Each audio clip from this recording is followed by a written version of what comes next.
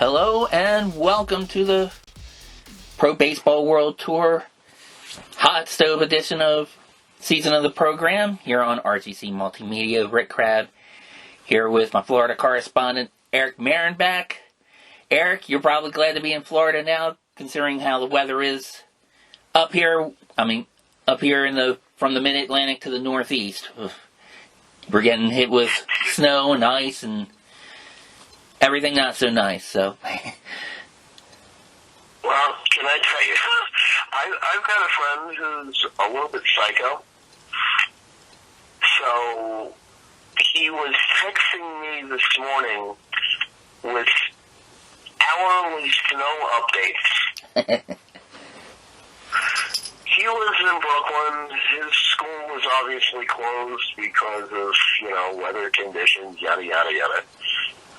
And he's giving me weather updates about how there's already 6 inches of snow in Bayside, which is my home base when I'm in New York.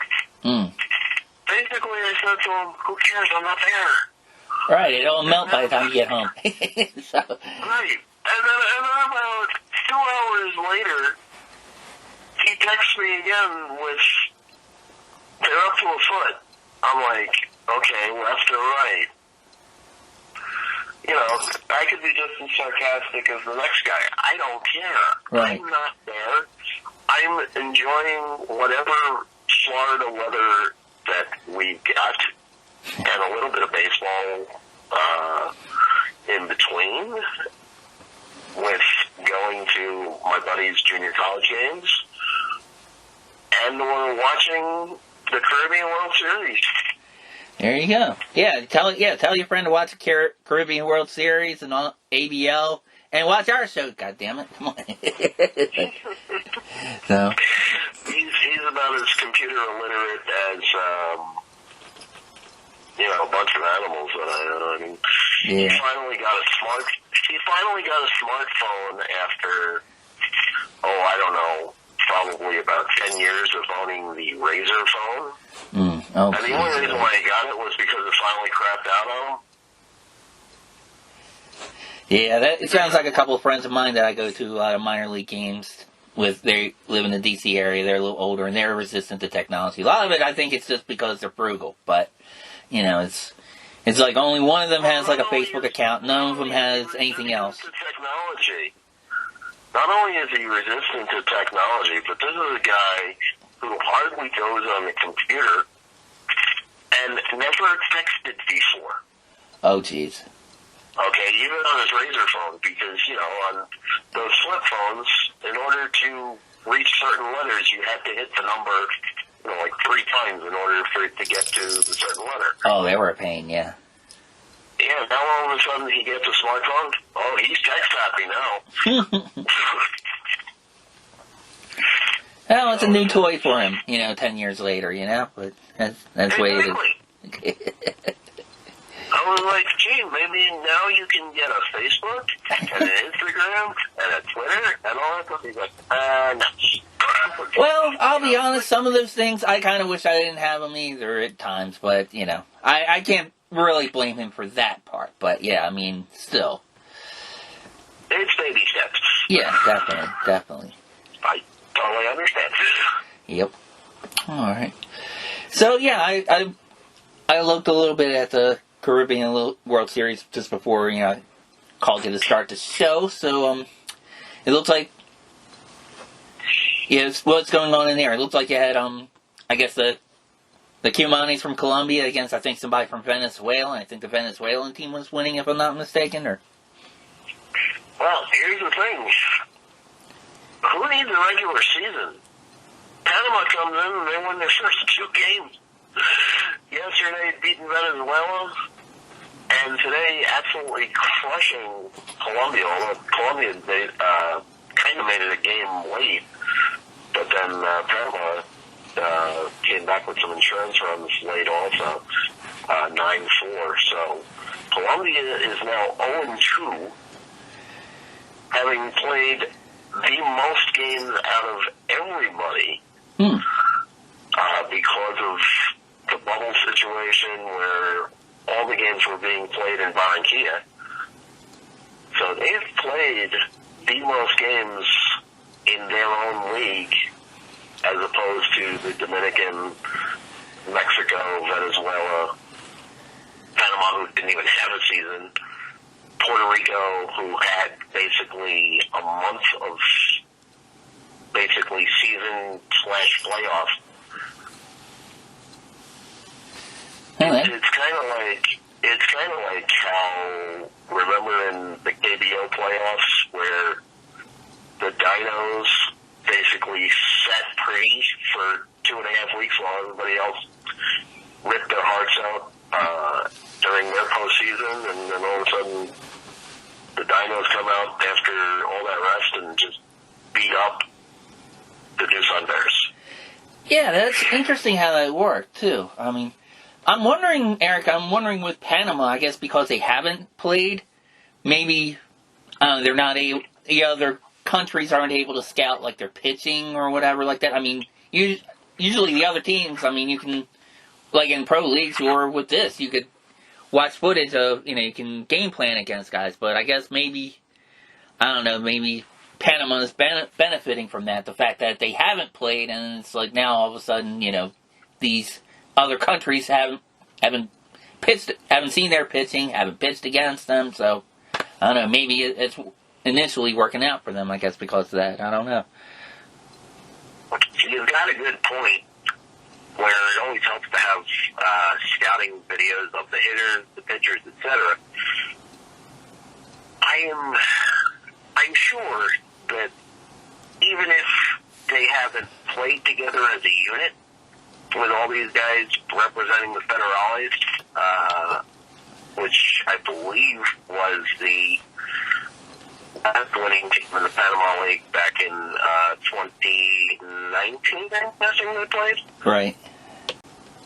There's got to be some sort of video, even with inter-squad scrimmages. Right. No. But yeah.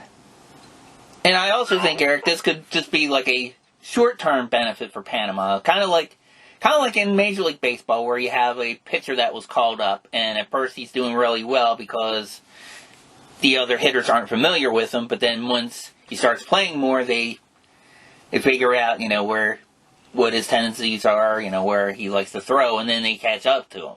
Maybe that might happen with the other countries with Panama again eventually, but yeah, that's interesting though that it's working out for them like that. It's very interesting, especially when the Panamanians actually would have, you would think anyway, scouting videos on everybody else's pitching. And the funny part about it, I was looking forward yesterday to the matchup of Puerto Rico against the Dominican Republic, where a Yankee prospect, Luis Medina, who's a young, quote-unquote stud, he got his butt handed to him by the Dominican. I mean, it wasn't, a high-scoring game at the end. At the end of the day, I believe the final was like 3-1. But between the walks and the hits and the bad fielding in back of him, he barely lasted, I think, 2 2/3 or 3 2/3, something like that. So the pitch count was high. He was obviously wild. And I don't know. But, it's the same kind of thing, sticking with the Yankees a little bit, how Domingo Germán, had that combined no-hitter, and then the rest of the time in the Dominican League, pretty much sucked. And long story short, if you're looking at the Yankee pitching staff, now that Tanaka has decided to go back to Japan, rather than pitch for any other team other than the Yankees, you have basically 2 guys in your starting rotation that haven't pitched a significant amount of innings in 2 years, because Kluber and recently traded for Jansen Fion have had season-ending injuries. Taillon actually coming off 2 Tommy John surgery, which that's hard to do. You're basically forcing a guy like Domingo Germán, who also hasn't pitched competitively in the majors for over 2 years because of the off-the-field stuff. That's 60% of your pitching staff that's incapable, that haven't really pitched competitively. Okay? And you're pretty much forcing Germán as a starting role, even though in a lot of people's eyes, he doesn't deserve it. But with the lack of starting pitching that they have, and even with the trade, you're kind of like screwed before you start. That is, yeah. It does. It sounds like he's being thrown into the fire out of necessity. Yeah, you mentioned about Tanaka. I was going to talk about that in length, but well, you mentioned it. Okay, yeah. What did you think about that deal, though? I mean, I'm guessing a lot of people were surprised. I'm sure you were, but I was shocked. Pretty much the writing on the wall came after that Taillon trade. I mean, you pretty much gave up 4 buckets of balls to the Pirates to get him. One of the guys actually was in AA last year, and he was highly touted.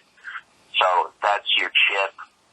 The other 3 guys are basically, I think, low A to summer league guys that are probably in a few years going to be nailed for some sort of BD from the Dominican. But that's a whole other story altogether. You get a guy like that. Now, granted, if Taillon's healthy, you're getting a dynamite pitcher. Right. Switching from 2 Tommy Johns and whatever other issues that he has, it's a little fun side. But when you couldn't string him, the writing was on the wall for Tanaka, even with whatever yielded in the white. Now, there were rumors that he wanted 1 year for $20 million. Guess what? That's a guy who has completed 7 years with you, having already signed the guy in Kluber for 1 year, $11 million. That also didn't pitch. You weighed the options. I would have trusted Tanaka more than making the trade. I would too. I mean, especially since it's you know what you're getting with him, and maybe that's why they made a decision. But yeah, I don't know. I agree with you there. I mean, especially you have somebody pay that much for 1 year and he hasn't been able to pitch, and then this guy, he could be an ace for several teams, and I don't know. I'm looking at this article though about him, and basically he's going back to his old team in Rakuten, and he said it's pretty much going back to his hometown that suffered through a earthquake and tsunami, and he said this season's going to be kind of emotional for them. It kind of reminds me of like when, with the New Orleans Saints after they had like Hurricane Katrina, where they had to relocate for a little bit and then they came back after dealing with all that damage. So, and then Drew Brees came over and, kind of raised spirits there a little bit. So, it sounds like the people in Japan are hoping that Tanaka will do that for that part of their country, but, man. I know I'll be watching. I mean, okay, I'm disappointed that, maybe I can't get an autograph out of them unless the borders open up and I can all of a sudden go back to Japan or go to Japan to watch some games and maybe interact with the guy. But I'm going to be watching his games every day. They had, I'm sure you probably saw it, big press conference over with the Golden Eagles, and they reintroduced him with his number again. Right. So he's back to 18, which in Japan basically means you're the ace of the stash. Go get him. Right. Yeah. It'll be tough, but we'll see what happens. I mean, I've got my own reasons for the Yankees winning it all this year, and or at least once in the next 4 years, as we've probably gone over in the past. Right. It looks good, even with the suspect pitching. I mean, you're going to have to bludgeon your guys offensively to make up for what possible pitching loads. But I'm looking forward to it. Right. And who's to say how long the season's going to be? I mean, they could have a short season like last year and could, just strike lightning, just have a really good start and, just go do a quick wire-to-wire kind of thing. Who knows? Right.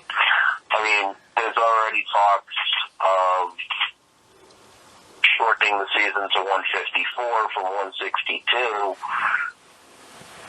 as well as implementing the universal DH again, and there's going to be a whole bunch of talk. But don't forget, your collective bargaining agreement, I believe, ends at the end of this season, unless you re-up it. Right, that's what I heard. I heard there was going to be squabbling about those points, about the DH and about how many games. It sounds a lot like what they were arguing about before they started last season when they had that big delay. Yeah, well, there's COVID in the mix, from last year and this year as well. Right. So you've got those factors in. Hopefully, and I don't know how the rollout is with athletes being considered essential workers or however the system is going to be or whatever, but I would think that there's got to be some sort of mandatory vaccination program before, even if they play a full 162 or 154 like they've been talking about, as far as letting fans in. Right. You would think that, but then again, that might be a hot button issue with the union itself. You and I were talking about off the air about how certain ethnic communities throughout the country, and especially locally here in Baltimore, are resistant to taking the virus. A friend of mine who works for a hospital in Baltimore, he sent me an article where and I think I might have mentioned it on the last episode, I'm not sure. He said that there was a poll taken among medical professionals, hospital workers, doctors and such. 55% of them were resistant to taking these vaccines. Maybe, I don't know, maybe it's just they wanted to be tested a little more or something like that, but I don't know, I was shocked at that. I mean, people who work at those hospitals, you would think they would be the first they're the first ones in line by the government's given access to the vaccine. You would think they would be the first ones that would want it, since they would be taking on positive COVID cases head on. But I don't know. So I'm wondering if there's going to be some resistance in the players' union because of all that. My response to all that: don't believe everything you read. Yeah. Or don't believe everything you talk about, because that's all propaganda and publicity according to what party you root for, because ultimately everything is political. Right. Okay, I can tell you firsthand how people say, oh, don't take the Pfizer, or, but then when the opportunity presents itself for you to get the shot, if you're only available to Pfizer, you're going to take it and be happy. Yeah. So. Oh, I definitely will. I mean, I want to take 2 of them. I heard there may even be a third one coming out. I'll take, I'll be a pincushion for vaccine, for COVID vaccines if I get to see some damn baseball this summer. But absolutely, and all the fear mongering that goes around about how one is better than the other, or somebody's going to get this side effect, and this, that, and the other thing, and you're reading in social media how this person got this, and this person got that. Shut up! You're your own person. You're not them. Right. Exactly. It's like getting into a bad neighborhood. All this stuff is all propaganda and it's all a confidence thing. If you go, it's the same like going into a quote-unquote bad neighborhood. Right. If you go to someplace walking in fear and looking for trouble, somehow, some way, trouble will find you. True. But if you go any place, not cocky per se, but confident, and, like, believing in yourself and believing in whatever area or whatever, you're fine. Right. So it's the same walk of life with everything, at least. At least that's what I'm finding. Yeah, I mean, and a lot of what I'm taking as far as advice, as far as medical stuff, is just from my friends who work in these hospitals, kind of like firsthand. I mean, network news, I take that with not even a grain of salt. I mean, it's ridiculous. I don't know. There's a lot of things I don't trust about media, but anyway.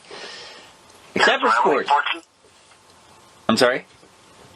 That's why I like sports and sitcoms and stay away from reality shows, because to me, that's all fake. Oh, yeah, definitely. It's as fake as, and no offense, professional wrestling. Yeah. Yeah. What can I tell you? But, getting back to baseball, I absolutely love the fact that Columbia now is probably going to play loose. Basically, not having a chance in hell at the end of the 5-game round robin thing, unless they all of a sudden, sweep their next 3 games and become 3-2, and everybody else starts to tank in order to make the playoff round. Right. They would have to obviously get the tiebreaker, which I believe is run differential. One of it's head-to-head, and the other being run differential. So it's a snowball chance to go. But if they can play loose and play spoiler roles, hey, those are the best game to watch. Well, that would be interesting. So, so how far into that series are they in now? I mean, did they just start over the weekend with that, or? Well, this is the second day of competition. It all started yesterday with Mexico attacking Colombia. Right. Panama beating Venezuela. And the actually bigger game was the Dominican game over Puerto Rico, where, as I said at the top, Luis Medina was absolutely awful. But what are you going to do? Right. Tonight, the better game is going to be the night game, where you've got the Dominican against Mexico. Oh, wow. Yeah, this next one with Venezuela and Puerto Rico, it's a battle of the winless, so it should be a decent one. I don't remember if they announced any starters yet, but I look for Venezuela to bounce back, and unfortunately Puerto Rico to go 0-2. The good thing is Yadi Molina is still continuing to hit well. He's basically the backbone of their organization. Otherwise, they're a bunch of no-names. Okay. And Molina didn't even play winter ball the entire time. He just stepped in there, and he's getting his media time and getting his at-bats in. So he's kind of going in cold, but he went 1 for 4 yesterday. So Okay. it was kind of a funny moment, because the one hit that he got, which was a double, of course, the Molina brothers have always had 3 speeds: slow, slower, and slowest.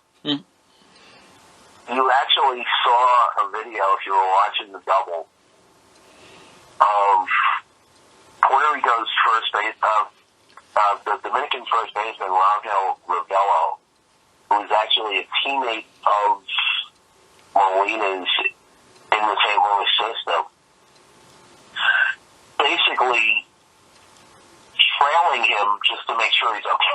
Oh, jeez. Not necessarily like pushing him towards the base or whatever, but just like BSing with him the entire time as he's like jogging into second. Like, you okay, dude? God. Oh, kind of cool. Yeah, be interesting to see him, like, I don't know. I thought you were going to say he was like pitching slow, kind of like that old Bugs Bunny cartoon where, he's throwing the ball and he's like striking out 3 batters with the same pitch. Strike 1, 2, 3, you're out. Strike 1, 2. Yeah, I don't know if you remember that or not, but. Oh, yeah. Yeah. Yeah, I do. Now, the old joke that I think I told on this show once, between all 3 Molina brothers, Jose, Benji, and Yachty, if you put all 3 of them in a race, who would actually win? And the answer is actually none of them would win. The race would still be going on because all 3 of them are slow as hell. So, he's got a lot of heart. He'll probably make the Hall of Fame when he's eligible.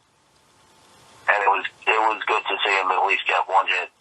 Oh, good. As Puerto Rico tries to advance on him. Okay. All right. Well, we'll be keeping an eye on that series for sure as they wrap things up.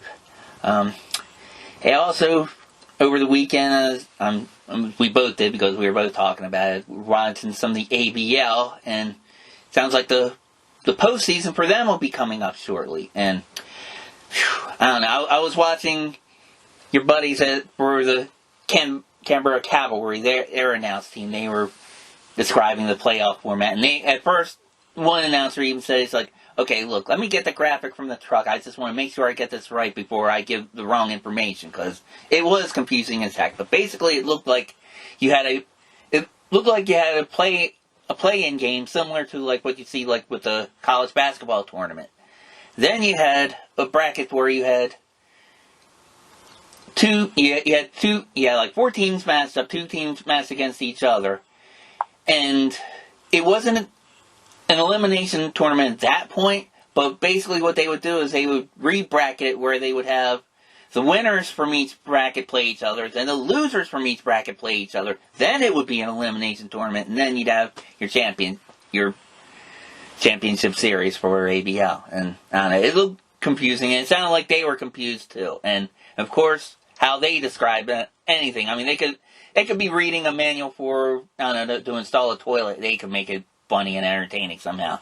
But absolutely. I mean, when that's working out, it's as big of a cluster, you know what, as our MSBL senior league tournaments that I was at for the last couple of weeks. Whereas they'll have a round robin start of it, and they'll go through a whole bunch of tiebreakers, run differentials, so on and so forth. Then they'll figure out a postseason, playoff kind of format, kind of like on the fly. They don't even know what they're doing. The one rule is that there is no specific rule. You can have a team pretty much have to get into a final by playing 4 games in 1 day, so a quadruple header. Ooh. It's weird. That is weird.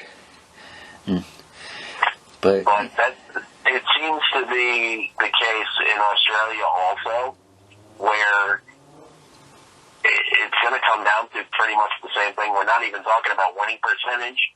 We're talking about wins. Right. And the mystery weekend, as they called it, based on travel restrictions and so on and so forth, they didn't even have a set schedule for this because, they weren't even planning on all this. So right. like all of a sudden governments would step in and say, hey, we can play here. Mm-hmm. Guess what?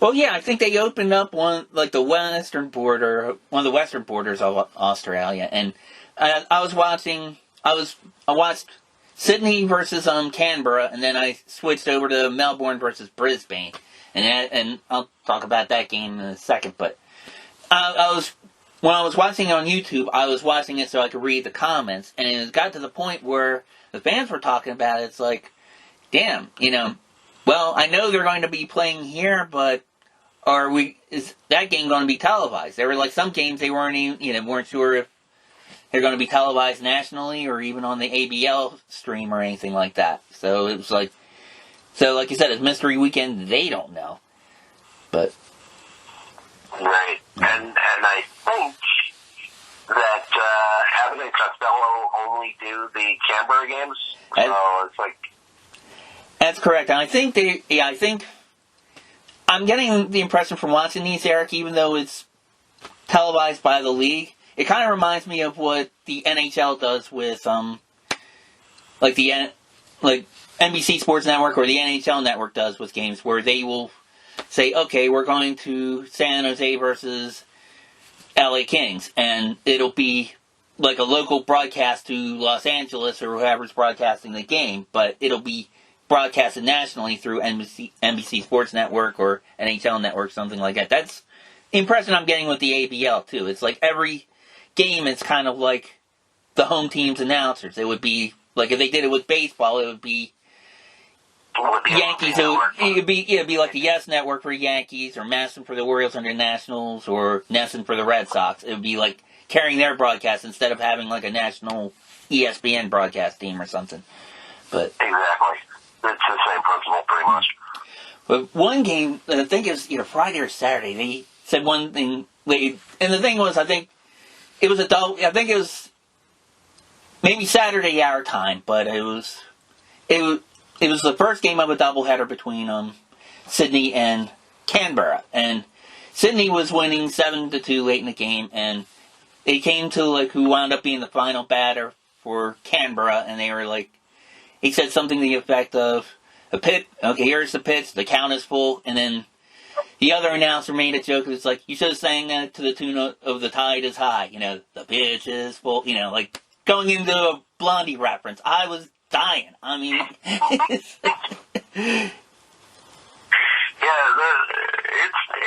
definitely not your average, like straight up broadcast. Mm-hmm.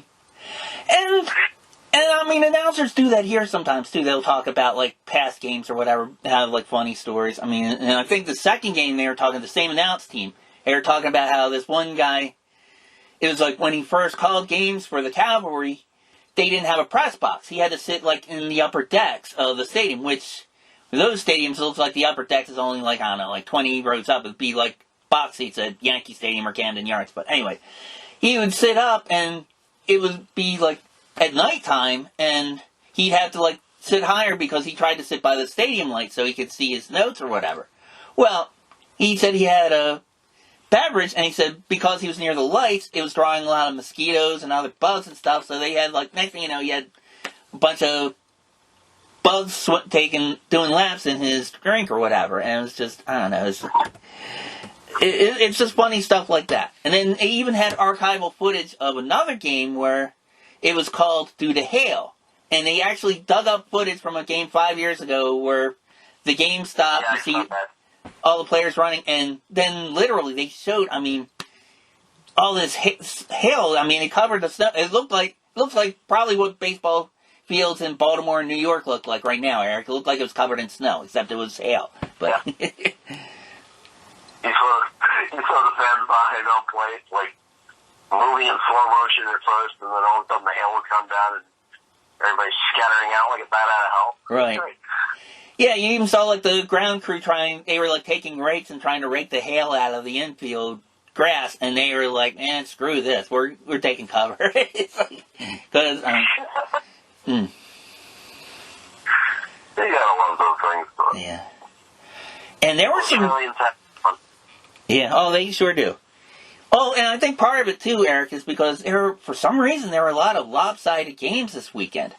Because it was like, it got to the wall where I think the Canberra announcers were joking. They said, well, apparently we're the only game in town, because they had an issue with the Melbourne game with their stream or whatever. And then it's like, and they had like another game, it's like they were rained out or something, so they were the only game that was actually playing live, and they were commenting about that. And then when they switched back to it, they said, well, that game's half over anyway. And For somehow, I don't know what's happened to Brisbane, but Brisbane's really, I mean, their season's starting to take a dive. I mean, the one game, Melbourne was beating them like something like 20-2 or something. It was ridiculous. I'm going to go to scoreboard.com. I'll look at some of the weekend scores. I'll tell you folks what we're talking about, and then we'll go to the standings. But, it looked like it was not a weekend for pitchers on some of these staffs, Eric. It looked like, as far as chicks digging the long ball, I think a lot of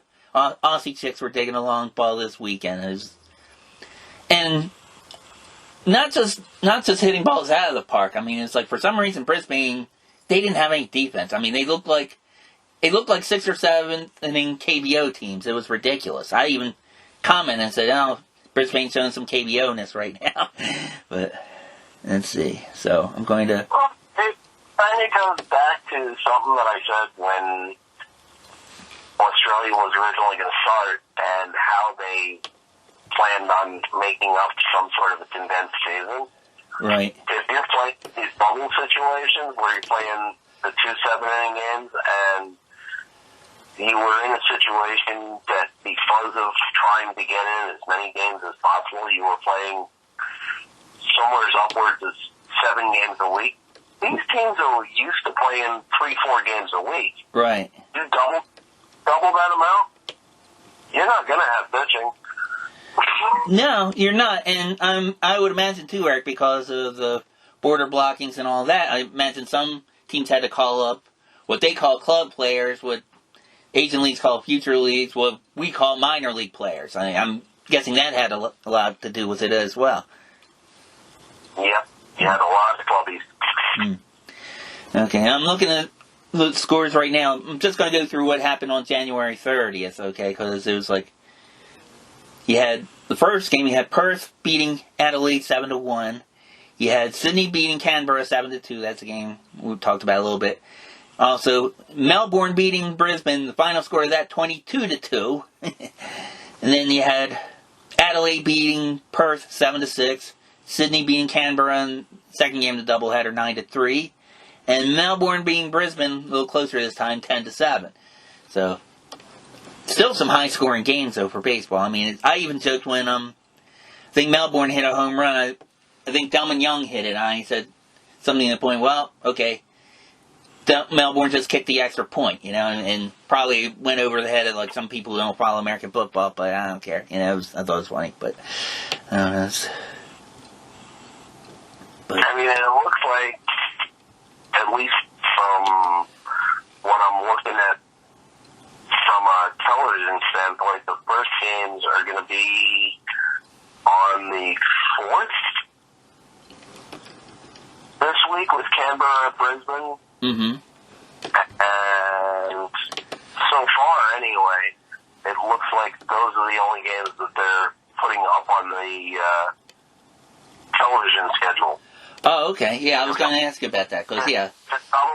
They're probably working out the details of any other series that might be able to go, or if they can get another bubble in there for next particular weekend, which should be quite interesting. Right, yeah. But we just kind of take it as it rolls.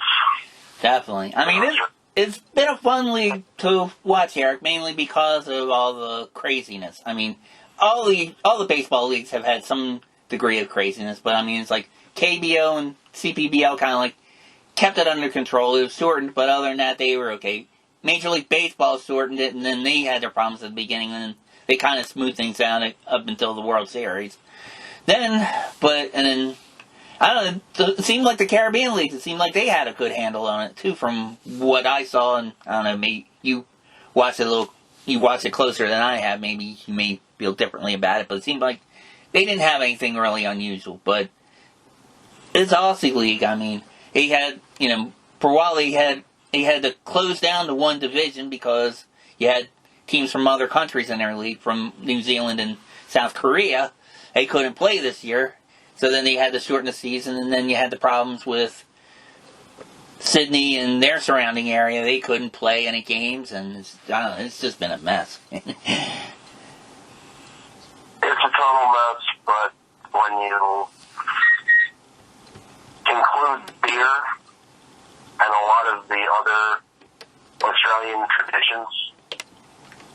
matter who they play and or where, as long as they're playing. Right. Well, I mean, that was definitely evident with some of these bubbles. I mean, some of those games were highly attended. I mean, it was like the one bubble in Adelaide. It was like you still saw it was like some Adelaide Giants fans because you saw a lot of kids and parents wearing, Adelaide Giants gear, but you'd be seeing Perth versus Canberra or Melbourne. It would be two other teams besides the Adelaide Giants, and they just wanted to hang out and watch a doubleheader. Which, tell you the truth, I'd probably do the same thing. But it's that's how I roll. I don't care where I am. Just give me like 5 or 6 different options at the same complex. I'll stay there all day. Like I was doing, at these, the tournaments and stuff. Mm-hmm. Give me options. Give me a home game. Stay away from the house. I'm there. Yeah. Oh, yeah, most definitely. And I know personally, me, Eric, I mean, pre-COVID, last season, 2 seasons ago, I didn't really do it that much because of the job I was working. I worked a lot of weekends. But prior to that, usually I would do a thing where I would maybe go to some Memorial games.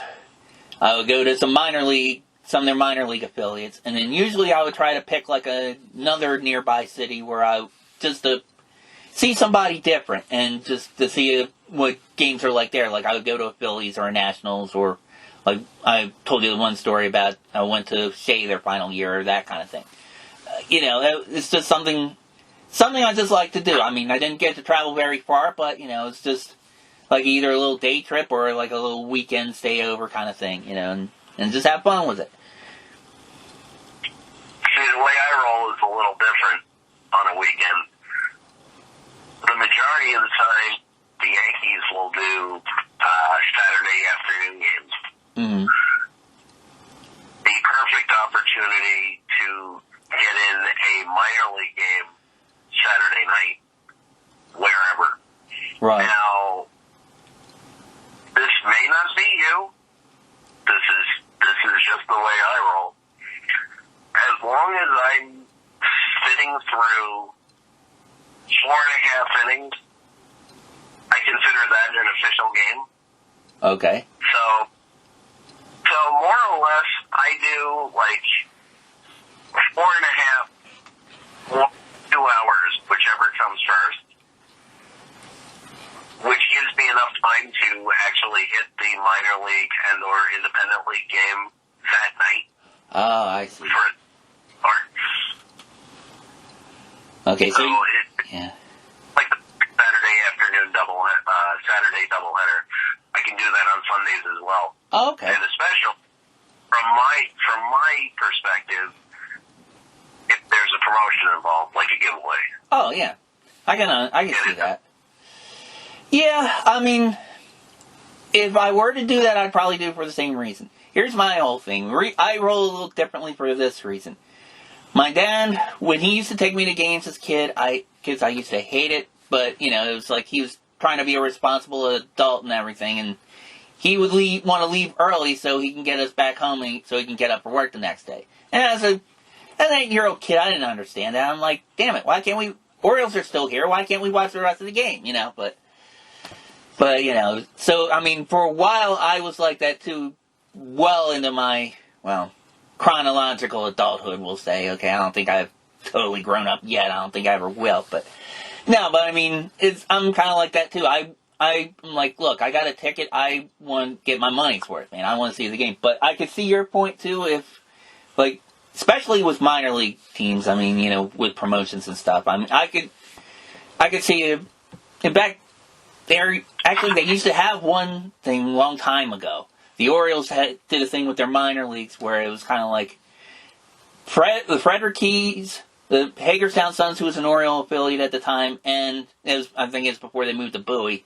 And the Orioles had a thing where they scheduled their games so you actually take a bus trip. You could go to Hagerstown, see them short seat, like AA, I think they were at the time, and see them early. Then you go from there to Frederick and see a Frederick Keys game. And then by that time, you take a bus from there to Camden Yards. It would be like a 7 o'clock Orioles game. So, I thought that was kind of cool having, the teams fairly close to each other. You can take like a day trip like that, That I could see doing, but I'm also like you in the sense where it's like, okay, if I'm up in your area, and it's kind of like, well, let's see. I don't know, maybe I can drive to Binghamton, they have like an early game, maybe watch them, and I see, I don't know, like Brooklyn Cyclones are giving away a jersey or something, I'll go to that, and then, well shit, the Staten Island Yankees are playing, they're giving away something, I might go to that too. So I imagine that you probably have days like that, I would guess. Oh yeah, that's why I have like a whole spreadsheet of like giveaways from a given year, date, teams, whatever. Mm-hmm. And I don't really have a set schedule. Everything is like, I'll base some of it on Major League stuff. Right. Finally, it's all flying by the seat of my pants. Right.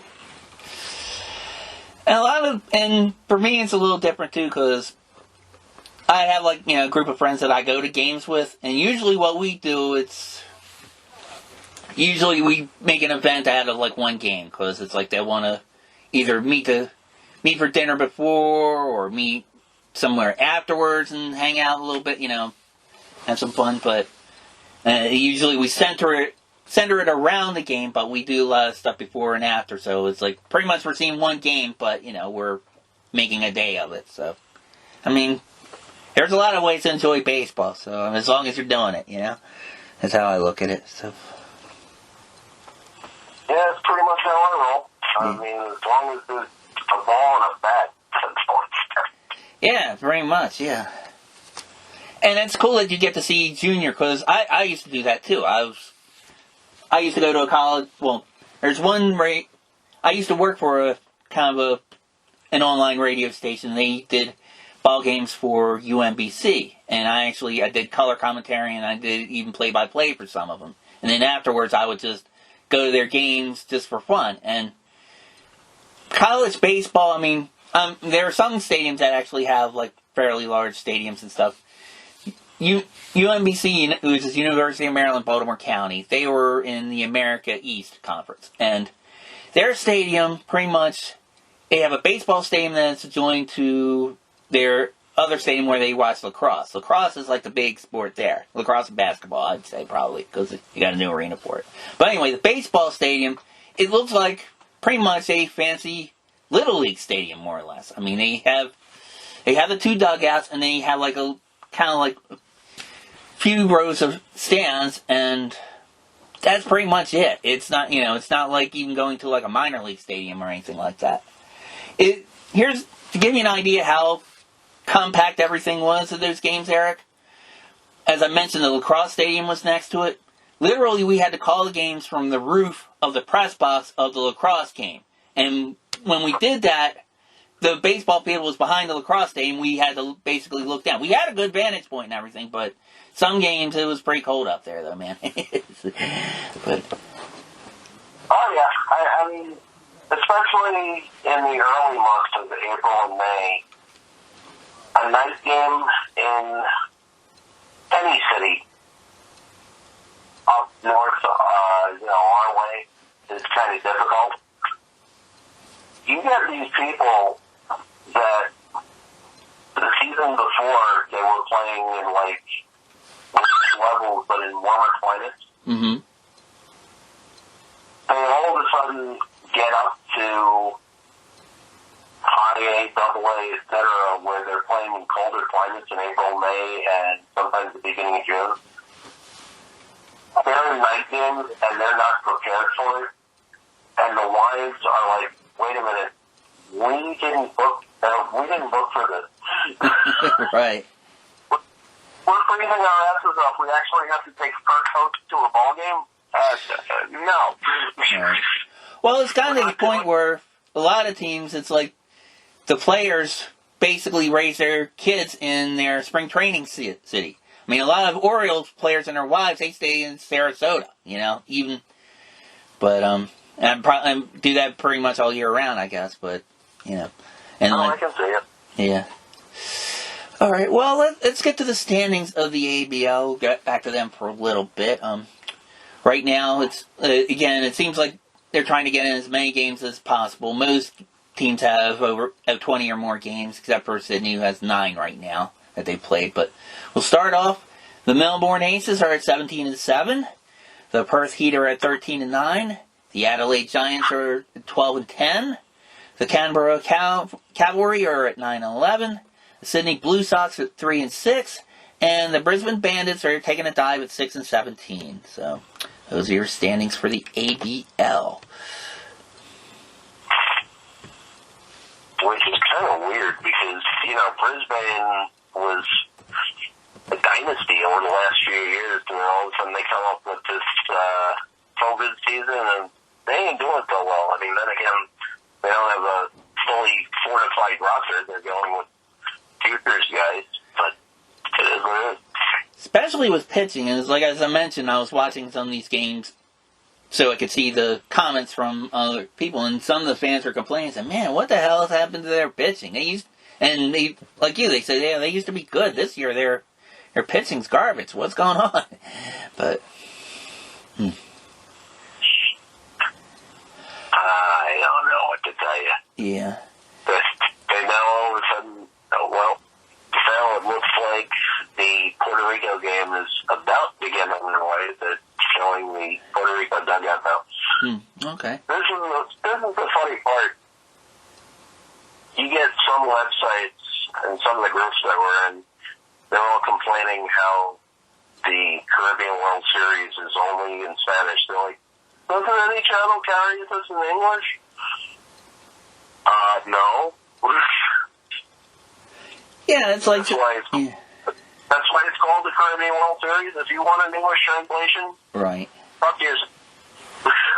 Yeah. Watch the game, fuck yourself, and, do your own broadcasting. Well, they're spoiled with other leagues, because, like NFL, they have multilingual broadcasts, and, like, a lot of people who like international soccer, they have, English language stations for them, and I think that in Japan, I think some of the NPB teams, like Yomiuri Giants, I think actually has an English language broadcast team too. But I don't know, people are spoiled with that, and people still should be luckier watching baseball. Who thought we'd be able to watch baseball in Venezuela and see their TV and their commercials and all that? I don't know. I think this stuff's actually kind of cool that we can do that. That's why I say, suck it up, Buttercup. Right. Watch the game.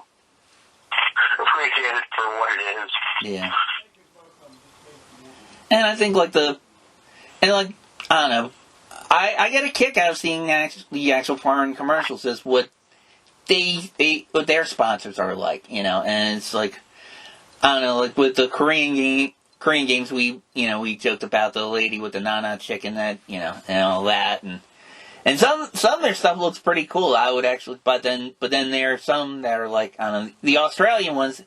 Australia actually, out of all these leagues, Eric, they're probably the closest to American baseball as far as like their style of play, their style of, they have the same commercials we do. They have like for local law firms and all this other stuff, where it's like KBO, they have like boy bands singing about like, I don't know, chicken or like a new phone app or some stuff, a lot of weird stuff that we don't have, but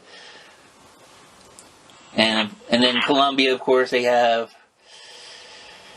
the beautiful ladies calling the lottery games too, so that's always fun as well. But and what's funny is, and we'll get to this in a minute probably, the Cuban games, they have no commercials whatsoever. It's like the only thing that'll happen between innings in a Cuban game was whoever is actually streaming the game will just mute the sound because I don't think they have any commercials there. Right. Yeah, I'm wondering, I guess with Cuba, I don't know, maybe things have eased up, but is it basically all like state radio or whatever? I guess, like government-owned radio stations, I guess. Yeah. Pretty much. Right. And, there's different channels streaming, whether they're not getting the full rights that they signed up for in the contract, I don't know. Mm-hmm. But it was like the cable channel, not cable, the YouTube channels that were normally doing the games in the past. They're not doing it, at least live, and print ones actually caught on. Now, whether that has to do with the semi-sort of contract that they had with Game Time Sport, don't know. Well, also, too, I'm not sure if this was the case with Cuba, but I know Puerto Rico, they had, like, a lot of severe tropical storms down there. In fact, there was, I don't know, surprise, surprise, they were fighting with Puerto Rico's governor and then President Donald Trump about getting funds down there. And it looked like, a lot of Puerto Rico was taken out. I'm wondering if, like, the infrastructure for, like, some, like, those TV stations or whatever, or I'm wondering if they were, like, hit by these hurricanes or tsunamis or whatever. They had plenty of paper towels, though, from what I understand. Yeah, oh yeah. Yeah, plain water from Walmart, I guess. I don't know. But yeah, no, from what I gathered, there was like one TV station that was doing the games, but they weren't doing all of them. no. So it was few and far between. Mm-hmm. I was watching one Puerto Rico game a few weeks ago, and I kind of joined their Facebook page, even though it was all in Spanish, but they had a cool logo, and actually I tried to get to I was going to go to their website, see how much their merch was or whatever, but it looked like what they did, they had a stationary camera behind home plate, and literally the play-by-play was simulcast of, like, sounded like AM radio. And it's just, their baseball broadcast there, and it was like, they wouldn't have, like, they would switch, when they would switch to commercials, they would have video commercials of, like, bars and restaurants and that kind of stuff. A lot of those ads, oddly enough, were in English. But, during the radio broadcast, you would hear their commercials, and it was kind of strange. It was, and the audio wasn't like, it's like, we're spoiled with this. It's like the audio quality is much better with a lot of these broadcasts than what this was. It sounded like literally I was listening to like an AM radio or shortwave radio, of this Puerto Rican baseball team. So it was kind of weird. So believe it or not, that's how most of the games, if you're watching minor league broadcasts on the minor league version of MLB.TV, which is MILB.TV, the video work will be through the stadium, but yet the audio is through the streaming radio station. Right. It's probably around the same thing. And some of the ABL broadcasts I noticed are like that too. It's like they don't even bother showing commercials. They just show whatever ads they have in between. They'll show like the goofy games that they have between innings. Like, they'll have like the sack races and where they'll have the kids run from first to third, and or whatever. The goofy games that we usually see like in minor league baseball with those contests, that kind of thing. And ABL seems like they're all about that. So exactly. Yeah.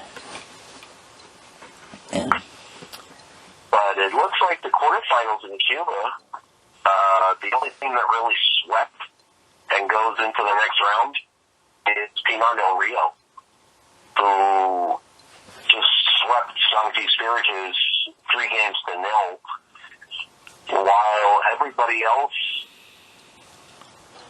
either hasn't started yet because of some sort of restriction, or like in one of the series where it's Santiago de Cuba against Las Tunas, they've only played one game. Oh, jeez. Might be because of venue availability. I don't know. Yeah. But it's quarterfinals. The only team that advances is Pinar del Rio, 3-0. Las Santiago de Cuba, which is the 4 seed, has a 1-0 lead on Las Tunas. The geriatric series of Granma versus Industriales, the 2 and 7 seeds, they're tied at 2. And the other series between Matanzas and the Cienfuego Elephants, that hasn't even started yet. Oh, geez. I don't know what the heck is going on over. All right. Well, I guess it takes a little longer to get Grandma going. I don't know, but or an elephant for that matter. But. Yeah, well, if the elephant is kind of as fast running as the grandmothers are, you can only imagine. And put them in the race with the Molina brothers, I guess. Right? Ooh, that could be a wonderful idea. I never even thought of that. But it looks like, according to what I'm reading here, the next 2 games that were scheduled have been postponed because maybe it's weather related, I don't know. And the next scheduled game isn't until the 3rd, which is Grandma and the Industriales. Oh, jeez.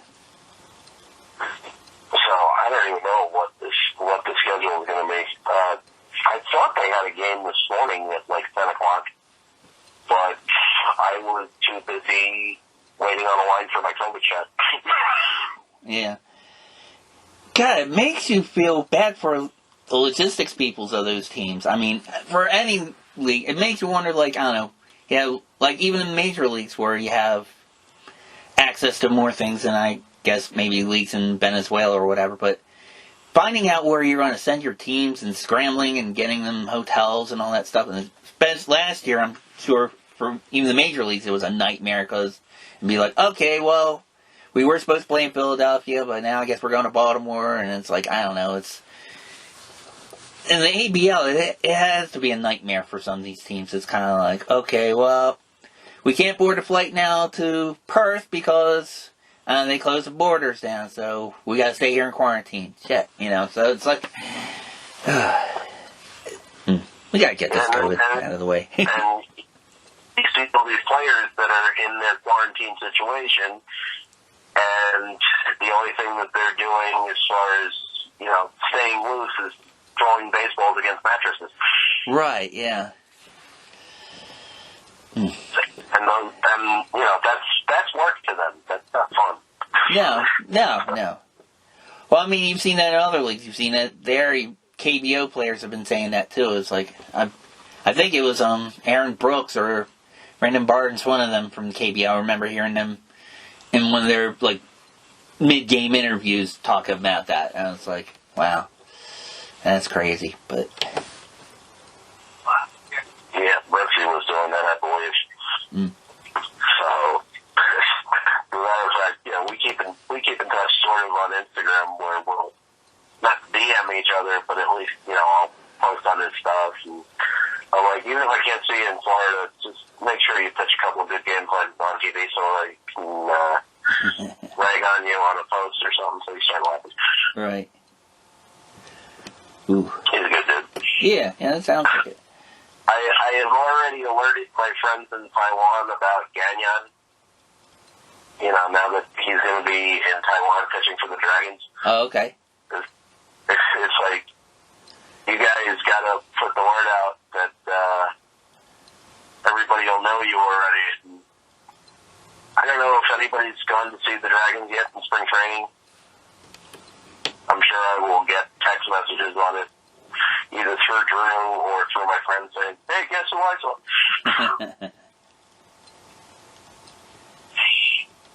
Yeah, that should be a good time.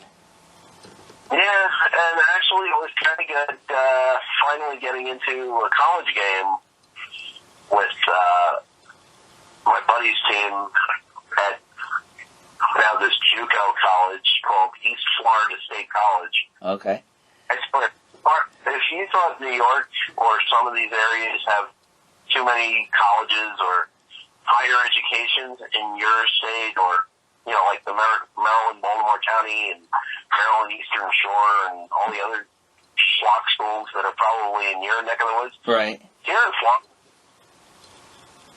as many 55 and over communities as you have here, that seems to be the amount of colleges that they have here too. It's like all these different JUCOs and or weird parochial kind of things.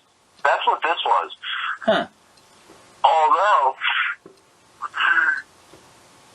the streams, at some of the other road games, you either had no announcers and or one guy trying to do things but didn't realize that his mic was on. So that was kind of strange. And the coach of my friend's team, the East Florida State College Titans, originally they were told that no fans were allowed for the first 3 home games. Well, that didn't transpire into anything because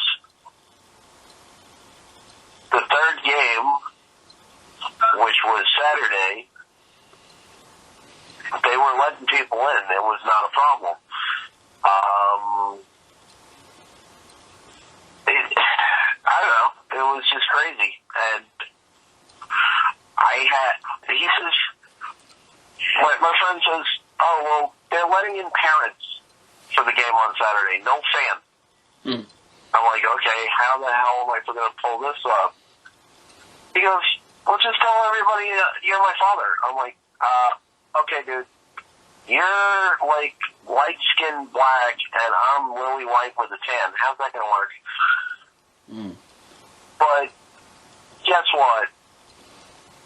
When I get in there were not only parents in there, but students and or, like extended family, like brother and sister. Right. So it was full rain. Granted, when I say full rain, there was maybe 150 people total. Okay, yeah. In this junior college ballpark. But still, it was nice to get into. And it only seems fitting that the Titans game happened to have gone extra innings, so I got my money's worth out of it. And got to interact with their coach, who was a no-hitter minor leaguer for the Yankees back in 2001, Jason Arnold, who I actually had him sign a bobblehead for me from commemorating his no-hitter back in 2001. So everybody knew that was going to happen. And we had a good time. Took my friend out to dinner, and I look forward to his next game on Wednesday. Oh, nice. Okay. Very cool. These colleges are weird. I've never heard of any of the other coaches on any of the other teams. Right. But ultimately, it's baseball, and it's something to watch. And it sounds like fun, And so junior, like junior colleges, I guess, there are some schools that playing like JUCO conferences that are community colleges up here. I guess that's the case down there, I guess, as well. But, I don't know, it's still fun to watch. Yeah, and the whole thing, I'm trying to remember what the conference is. I think it's like National Junior College of America Association. Okay. Some weird acronym, NJCAA or something like that. I don't know where they ranked nationally, but it was just weird looking at like the total things thing. Yeah.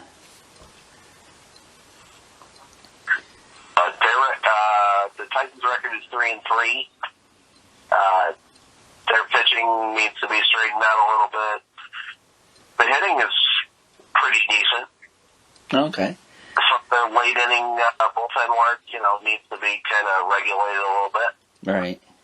But that all comes with getting their games in. Right. So 6 games so far, they've looking okay. Okay. And pretty much all I'm concerned about is my friend, and let's there's another guy on the team with a hot girlfriend, which I haven't really seen the girlfriends yet since this was the first game that they actually had fans in. So I'm sure that'll materialize. There you go. That's out. I always judge a player by the quality of their women. Just like when I see the kids games, I always judge the player by how good looking the mother is. I see.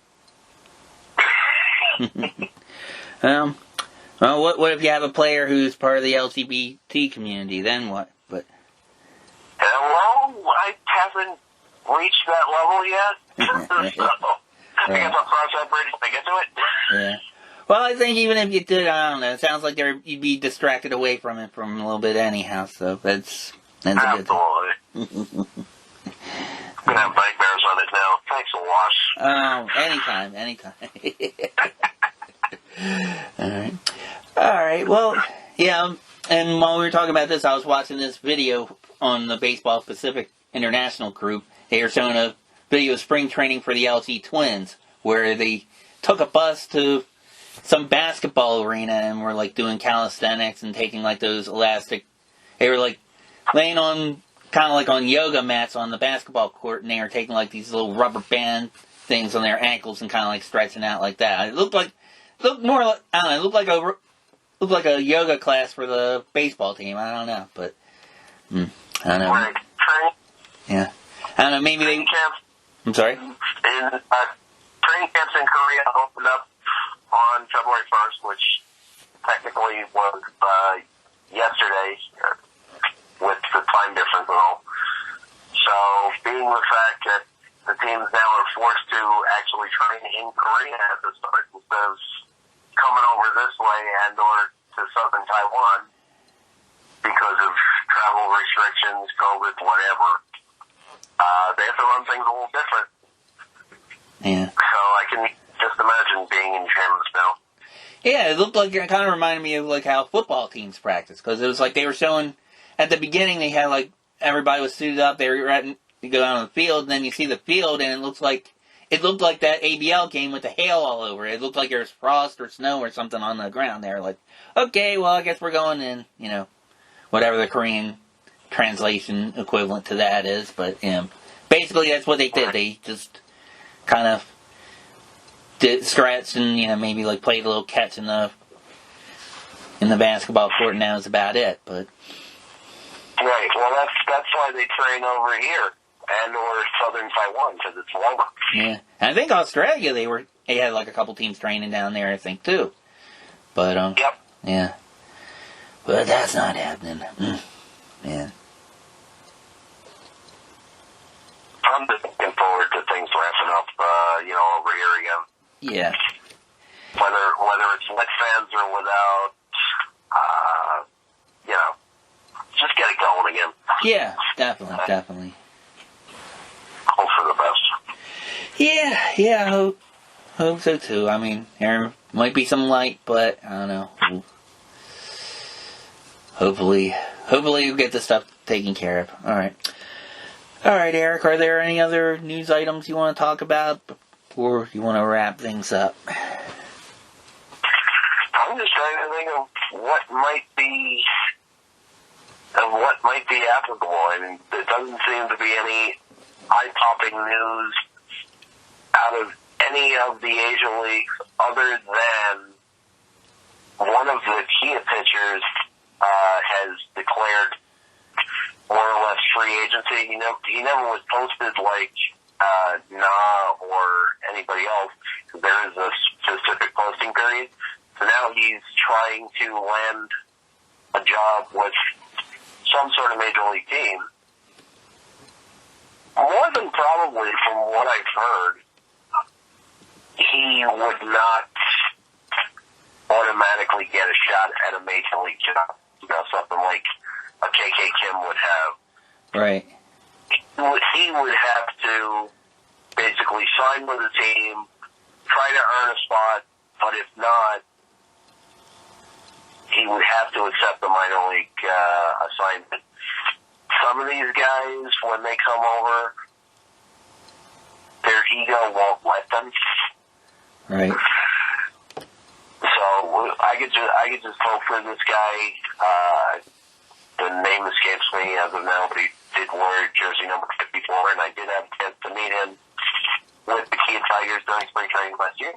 Okay. I hope he makes it somewhere in a Florida spring training facility, and I can just scare the living crap out of him like I did with Tim with the Cardinals back in 19. It's like, what are you doing here? Like, I know you. I wonder who he'd even choose as his translator, but that's beside the point. Right, yeah. But it is what it is. It sure is. Other than that, there's really nothing. Yeah, okay. All right, well, folks, we're going to wrap things up. We'll keep you posted. Oh, there's one. Well, I mean, actually, I take that back. There is one quick thing I want to mention. It's actually good news for a change. The last couple of weeks, we announced the passing of a few players. This past weekend, we had a birthday of a legendary major leaguer. Happy 70, I believe it was the 74th birthday of Nolan Ryan. I think it was from Sunday. So, yeah, obviously, legendary pitcher. I think he had, if I'm not mistaken, Eric, then he had like 7 no-hitters or something like that. Yeah. And I remember seeing one of them on TV. They were showing like kind of, it's like ESPN and like Sunday Night Baseball or whatever. They were showing like the live game feeds or whatever, and they switched to Texas, and it's like he was, the fans were on their feet, and I think George W. Bush was the then owner of the Rangers. He was like standing up and cheering with the fans for him to get this no-hitter, and he wound up getting it, and that was kind of cool to watch. The other thing that was kind of cool to watch was when he beamed Robin Ventura, and Robin Ventura came to charge the mound and fight him, and Nolan Ryan fought him off, just had him in a headlock and gave him a noogie. That was kind of funny, but I think I'm trying to think if I've ever seen him in person. I might have seen him in person either with the Angels or the Rangers, one of them, but I don't know. What are some of your memories of Nolan Ryan? I've obviously watched him pitch for a number of years. He has had a history the last few years, now that the Astros have moved their spring training down to Florida, down to West Palm Beach, closer facility than where they used to be in Kissimmee. He'll come down, not necessarily as an instructor, but since he's part owner of the team, just be more or less either scouting and or just patrolling the area saying, hey, I'm here, I'm Nolan Ryan, you're not. So we'd all come in contact with him. Whether we'd actually get him to say a few words and or wave at us, that was a whole different story entirely. Or getting an autograph, Right. So there's no real interaction with him, but he's always around. Okay. That's interesting. Kind of like Yogi Berra on a golf cart, or Tommy Lasorda on a golf cart. Okay, so he's just a long time, I don't know, like a pretty much like a Houston Astros legend, more or less, and he just hangs out at the games. Okay. Well, that's kind of cool, but anyway, happy birthday to him, and it's nice that we're celebrating his birthday and not, talking about his passing like we have with a few other players the last couple episodes. So, good. So, happy birthday, Nolan. The only notable passing this week, and actually, I think it was actually today, did you happen to see that Mr. Dustin Diamond, also known as Screech from Saved by the Bell Day? I saw that, yeah. That's a shame. Well, he had some weird stuff going on. He had some legal stuff going on. I thought he had, some health issues down there. I didn't read the article what the cause of his death was, but I thought I remembered something maybe like a year or two ago. Something going on with him. Yeah. There was something going on with his health and some legal problems, I think, with him being involved in some porn videos or something weird like that. But, we always pictured him as being nerd on Saved by the Bell. And, yeah. He's an adult, and I guess he has his own little act to grind, but no more. No. Well, condolences to I forget the actor's name. I apologize, but I didn't. Justin Diamond. Justin Diamond. Condolences to his family, his friends, his fans. I wasn't really a particular fan of that show, but I have seen it. But still, you don't wish that on anybody. So I was only a fan of it because Tiffany Amber Thiessen was on. And then later Elizabeth Berkley wound up being in Showgirls, but that's Showgirls. That movie. I was a fan of that movie because of her and because of Gina Gershon. Yes. Exactly. Yes. Especially the Ice Cube scene, if you remember that. Oof. Yeah. I was going to bring this up. Yeah. I wanted to go to Vegas to try to get that job. See, if I can be in on auditions, but I digress. But no. There you go. All right. On that note, folks, thanks again for listening. We'll talk to you next week. Take it easy. Adios, amigo.